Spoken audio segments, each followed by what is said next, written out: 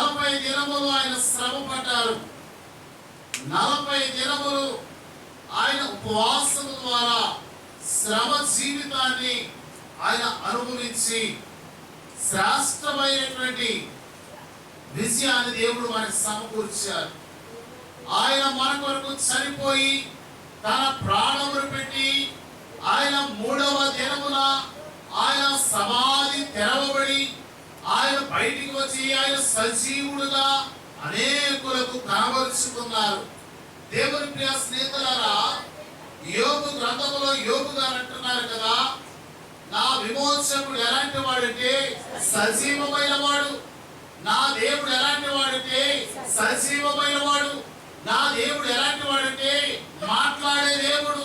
నా దేవుడు ఎలాంటి వాడంటే సజీవమైన కార్యాలు చేసే దేవుడు.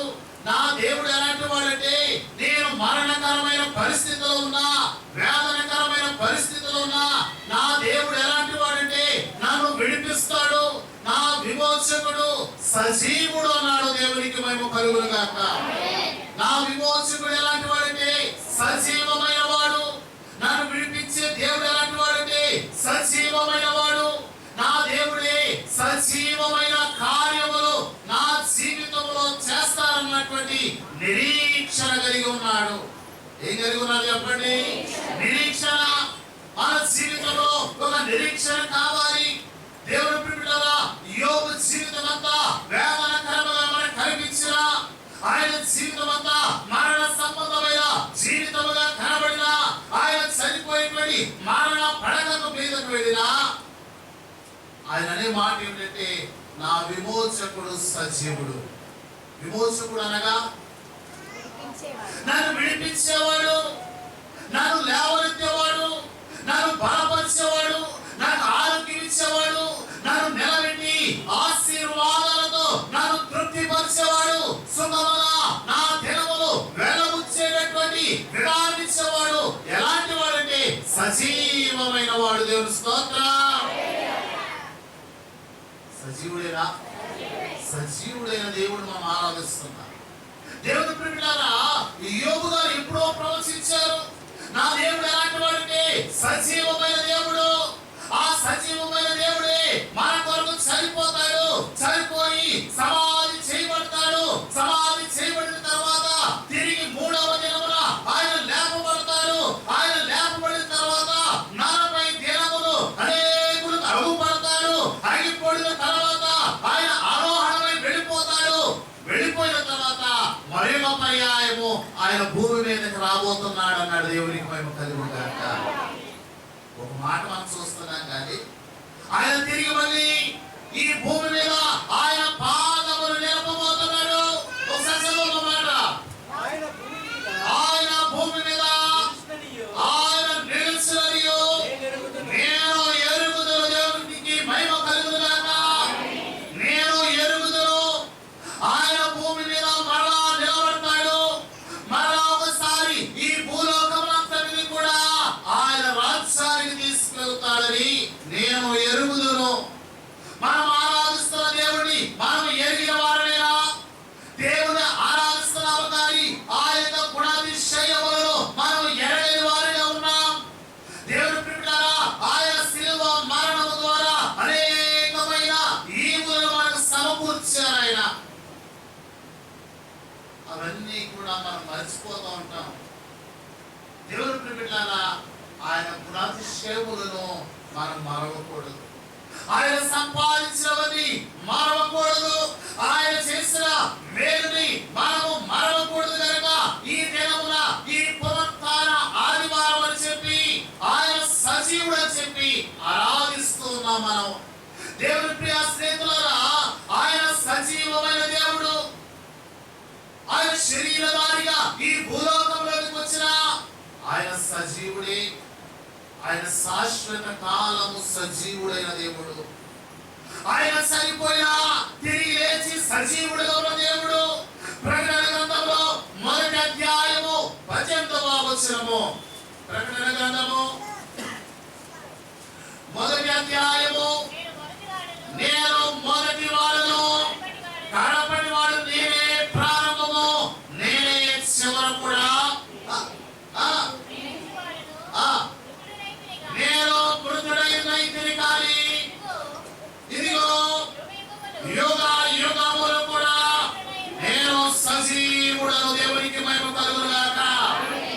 తండ్రి.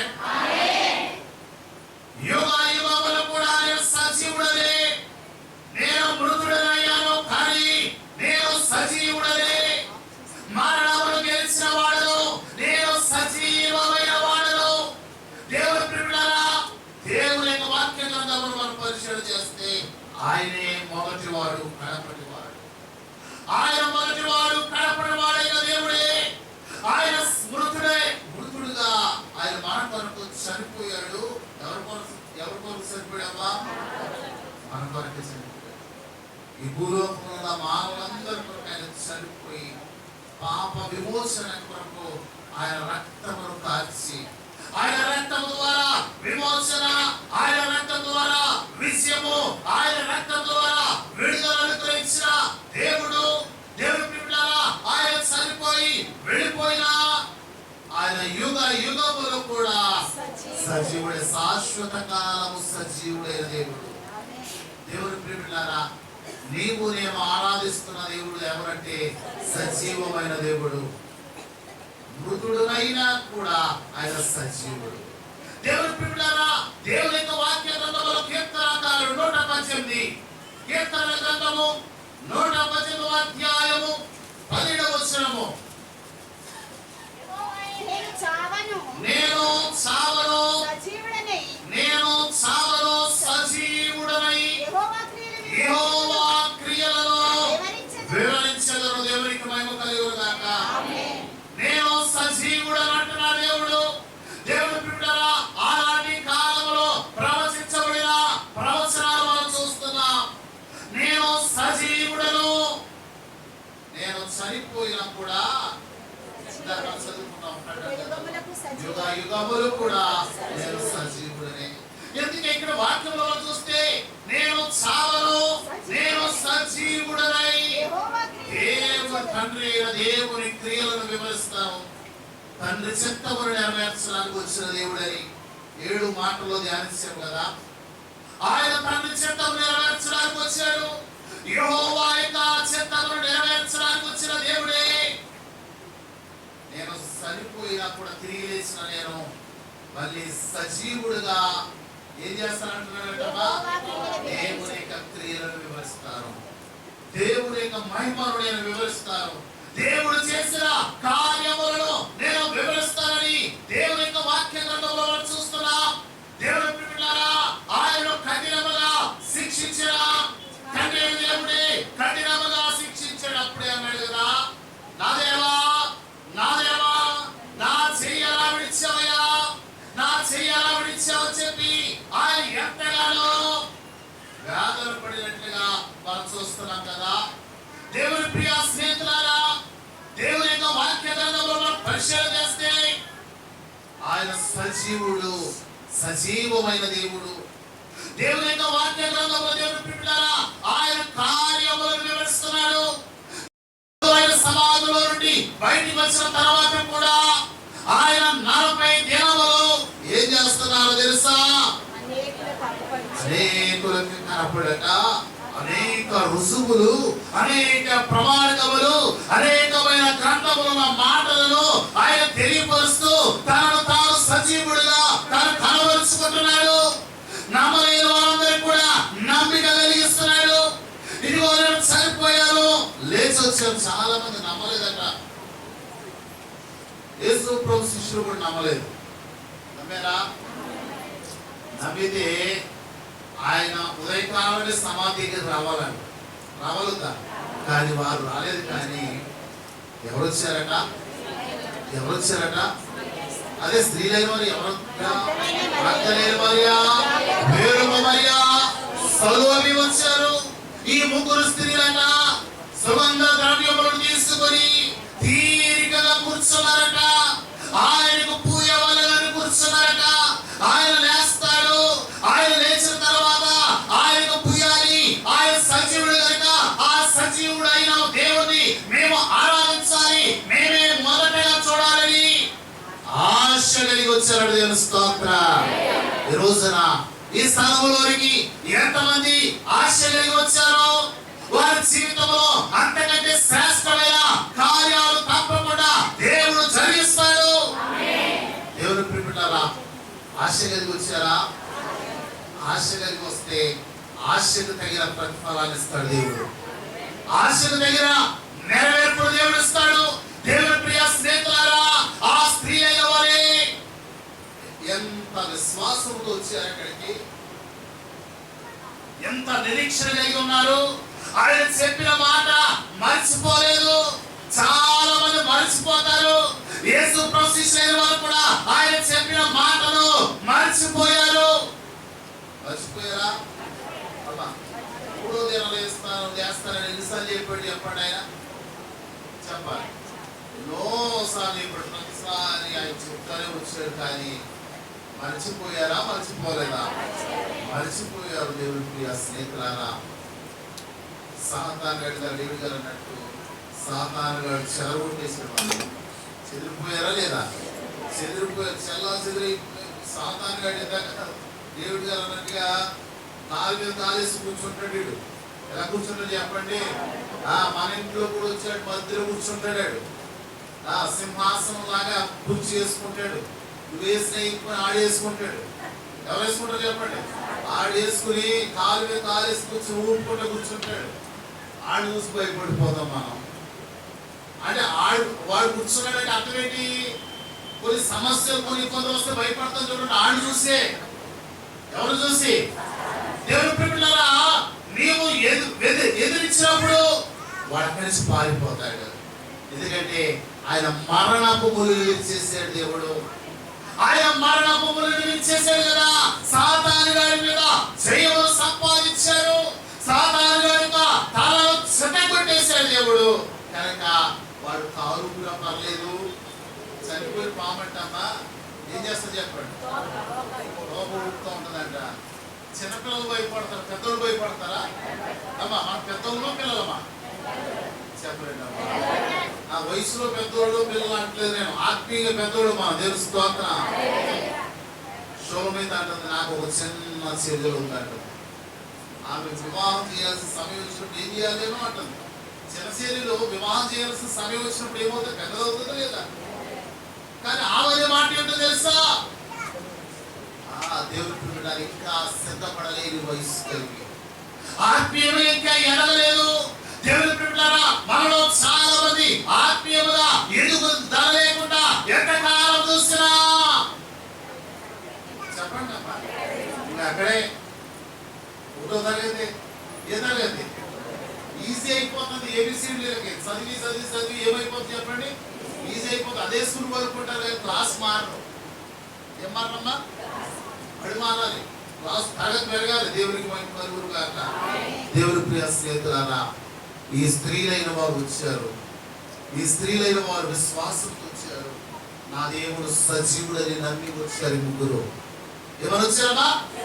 సజీవుడు, మా విమోచకుడే సజీవుడు, ఆయన ఖచ్చితంగా లేస్తారని చెప్పి విశ్వాసంతో వచ్చారు. చూడండి ఒకసారి దేవుని యొక్క వాక్య గ్రంథంలో మార్కు సువార్త 16వ అధ్యాయము 6వ వచనము. అందుకతడు కలవరపడకండి, ఇదిగో సిలువ వేయబడిన నజరేయుడగు యేసు మీరు వెదుకుచున్నారు. ఆయన లేచి ఉన్నాడు. స్తోత్రం. సిలువ వేయబడిన నజరేయుడైనటువంటి యేసును వెదుకుచున్నారు కదా. ఆయన ఇక్కడ లేడమ్మా, ఆయన లేచి ఉన్నాడు. ఆయన సమాధి చూడు ఖాళీగా ఉంది. ఆయన లేచి ఉన్నాడు కనుక మీరు ఇక కలవరపడకండి. మీరు ఎదురు చూస్తున్న వ్యక్తి వచ్చేసాడు అని దేవుని దూత మాట్లాడుతున్న వారితో. దేవుని ప్రియ స్నేహితులారా, కలవరపడకండి. మన దేవుడు సజీవమైన దేవుడు. నీవు నేను ఆరాధిస్తున్న దేవుడు ఎలాంటి వాడంటే సజీవమైన వాడు కనుక మనము కలవరపడాల్సిన చెప్పండి అవసరం లేదు. అది మాట ఎప్పుడైనా కట్ చేసినట్టు నేను చెప్పలేక కదా, మీరు చెప్తారేమో. అవసరం అంటారా? కలవరపడకండి. ఏది చూసి కలవరపడకండి. మీ హృదయాన్ని కలవరపరచకండి. ఏ సమస్య వచ్చినా, వ్యాధి వచ్చినా, కష్టం వచ్చినా, ఎన్ని ఇబ్బందులు వచ్చినా, ఎన్ని శోధనలు వచ్చినా కలవరపడకండి. ఎందుకంటే ఆ కలవరాలన్నింటిని తొలగించడానికి తిరిగి మళ్ళీ వచ్చేసాడు యేసయ్య. దేవునికి మహిమ కలుగును గాక. పోయినట్టుగా సరిపోయాడు, తిరిగి మళ్ళీ వచ్చేసాడు. ఈ 40 దినములు మనతో ఉన్నట్లుగా ఉండి మళ్ళీ వెళ్ళిపోతాడు. వెళ్ళిపోయినట్లుగా కనపడినా మళ్ళీ మనకి సహకారిగా మళ్ళీ మన దగ్గర ఉంటాడు. దేవుని స్తోత్రం. ఆయన పనులు ఎలా కనపడతాయి తెలుసా? అక్కడ అంటాడు, ఆయన సహకారిగా వారు వెలువెళ్తా ఉన్నాడట. ఆరోహణమై వెళ్ళిపోయాడు. వెళ్ళిపోయినప్పుడు ఎక్కడ ఉన్నాడో చెప్పండి.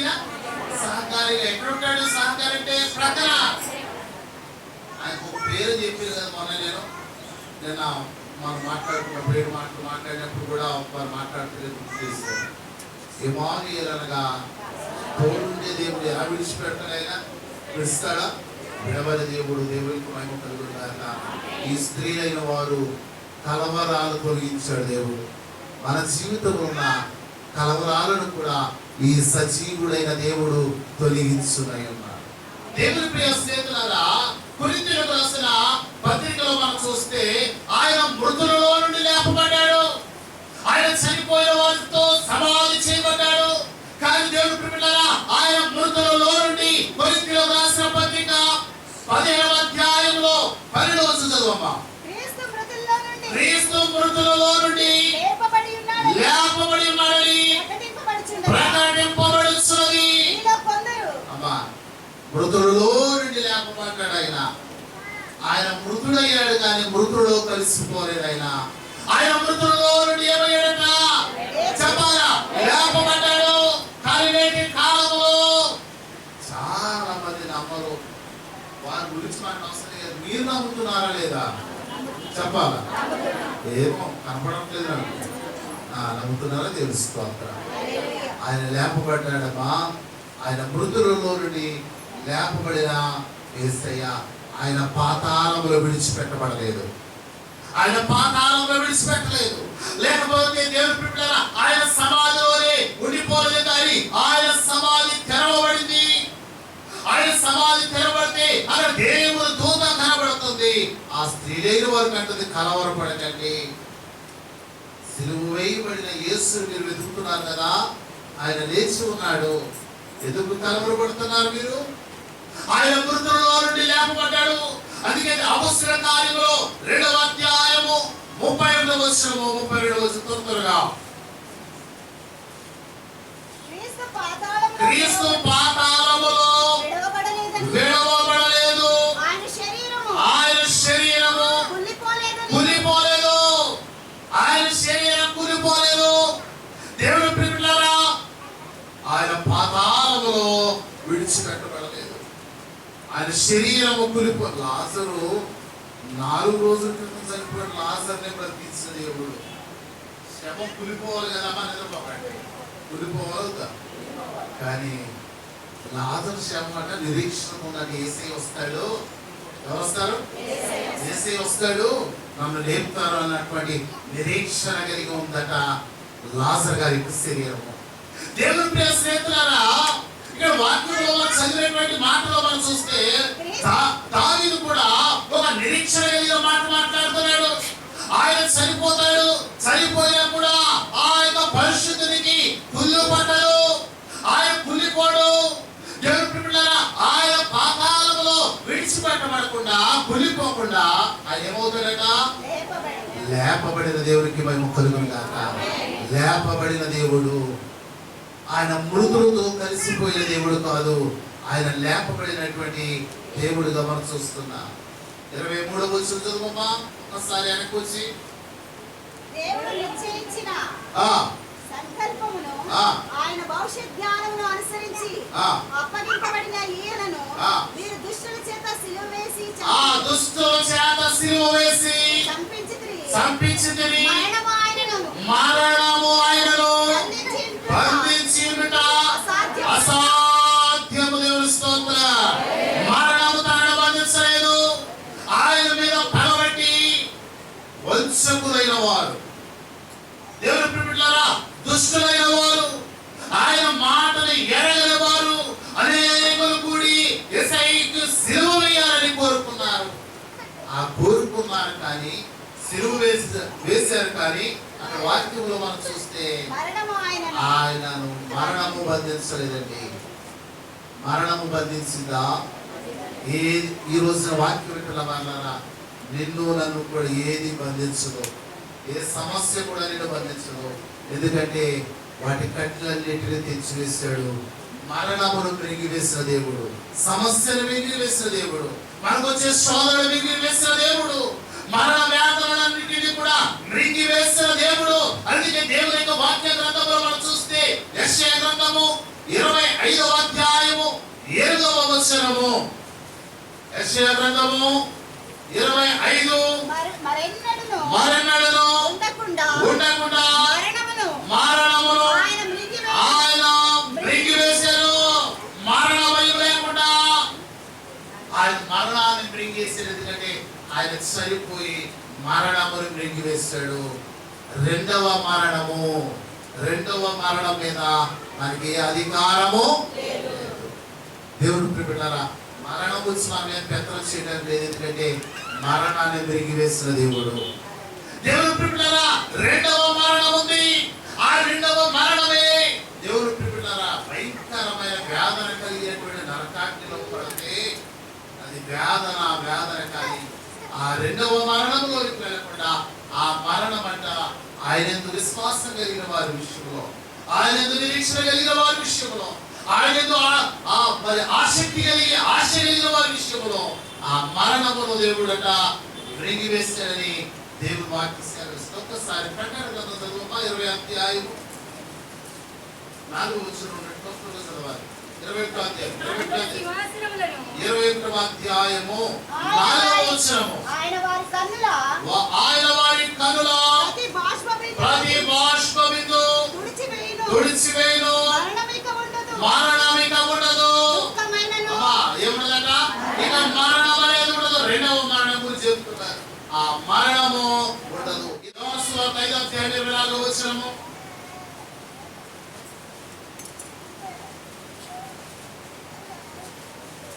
నా మాట విని నన్ను పంపిన వాని యందు విశ్వాసముంచువాడు నిత్య జీవము కలవాడు, నిత్య జీవములోనికి వెళ్ళువాడు, వాడు తీర్పులోనికి రాక మరణములో నుండి జీవములోనికి దాటి ఉన్నాడు. దేవుని స్తోత్రం. దేనిలో నుండి అట? మరణమును దాటి జీవములోకి వెళ్ళారు. ఈ రోజున ఈ భూలోకంలో ఖాళీగా ఉన్న సమాధి ఎవరిదైనా ఉందా అంటే అది కేవలము యేసు ప్రభువే. చనిపోయి తిరిగి లేచిన వారు చాలా మంది ఉండొచ్చు, తిరిగి మళ్ళీ చనిపోయారు. కానీ ఆయన చనిపోయి తిరిగి లేచిన తర్వాత ఇక మరణం లేకుండా ఆయన యుగములు కూడా ఎలా ఉన్నాడు చెప్పండి? సజీవుడిగా ఉన్నాడు. ఈ రోజున సజీవుడైనటువంటి దేవుని నామములు కలిగిన వారము ఆయన ఆరాధిస్తున్నాం. ఆయన విశ్వాసం ఉంచండి, ఆయన విశ్వాసంతో సాగిపోండి, కలవరపడకండి, నిరీక్షణతో ఉండండి. మీ జీవితంలో దేవుడు పునరుత్థాన విజయ సంబంధమైనటువంటి సూచికలు అనేకమైన కార్యములు దేవుడు జరిగించును గాక. ఆమేన్. మహాపరిశుద్ధుడ మహోన్నతుడా, మాట్లాడిన ప్రతి మాటని ఆయన మా హృదయంలో ఫలించులాగా నీ కృప చూపించండి. విన్న ప్రతి బిడ్డను దర్శించండి. వారి జీవితంలో ఉన్న కలవరాలు భయాలు దూరపరిచి ఆయన నిరీక్షణతో ఆయన పునరుత్థాన విజయంతో ముందుకు సాగుటకు నీ కృపా సహాయం దయచేయమని యేసు నామములో అడుగుచున్నాను తండ్రి. ఆమేన్. మరణాంత